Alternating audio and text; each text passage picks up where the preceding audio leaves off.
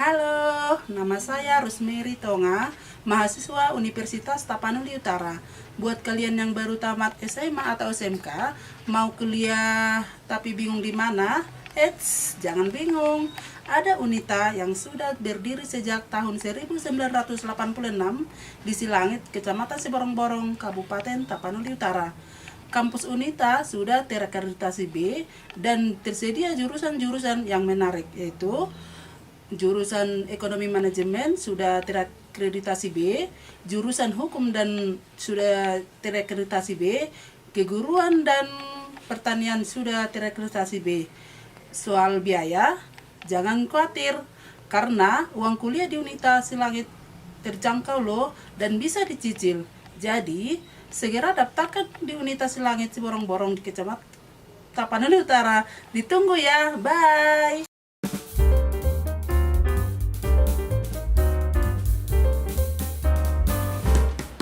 Profesi aparatur sipil negara sampai saat ini masih menjadi profesi yang banyak diminati oleh generasi muda, terutama di daerah. Pegawai negeri sipil masih dipandang sebagai profesi yang dihormati dan bergengsi. Hal ini nyata kita lihat dari setiap ada buka formasi CPNS, pelamarnya begitu banyak. Bahkan kadang formasi yang dibuka hanya 100, tapi pelamarnya bisa mencapai 5.000 orang. Kita akan berbincang santai bersama teman saya Trimo, membahas pilihan profesi generasi muda zaman sekarang dalam acara Q&A PNS atau swasta. Hai Trimo. Kalau baik Bu. Sekarang kan setiap ada formasi PNS, pelamarnya sangat banyak nih. Menurut kamu apa enaknya sih jadi PNS?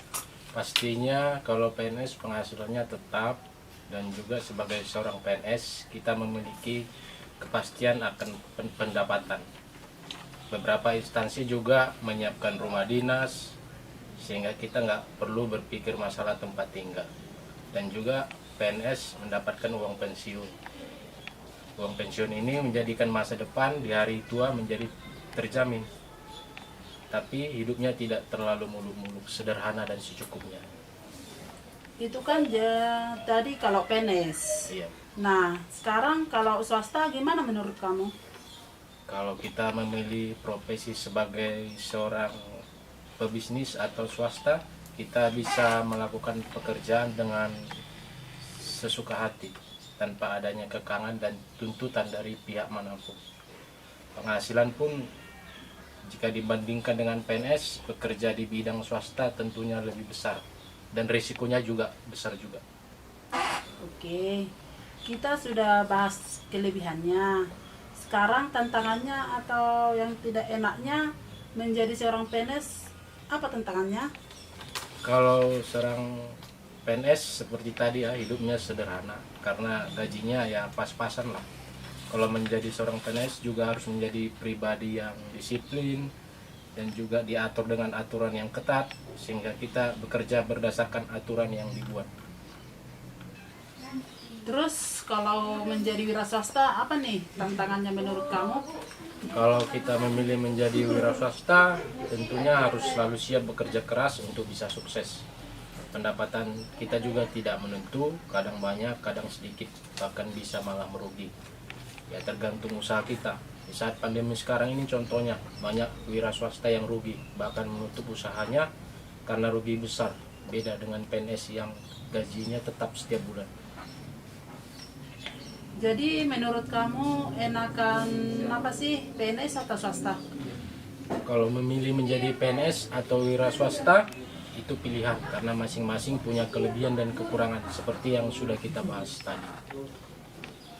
Sekarang kamu kan sudah jadi PNS.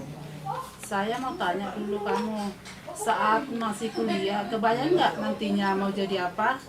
Apakah memang dari dulu sudah bercita-cita jadi PNS? Sejak dulu saya nggak pernah bercita-cita jadi PNS. Kebetulan sebelum jadi PNS saya kerja di swasta. Dan pada saat kerja di swasta saya sakit dan mengajukan resign. Tahun 2019 ada pelamaran CPNS, jadi saya mencoba.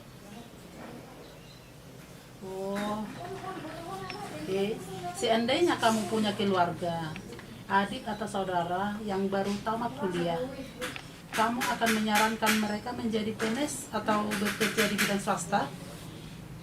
Saya mungkin tidak akan menyarankan apa-apa. Itu tergantung mereka. Mereka minatnya di bidang apa. Saya tidak terlalu bisa memberikan saran seperti itu. Baik, terima kasih Bapak Trimo. Sama-sama.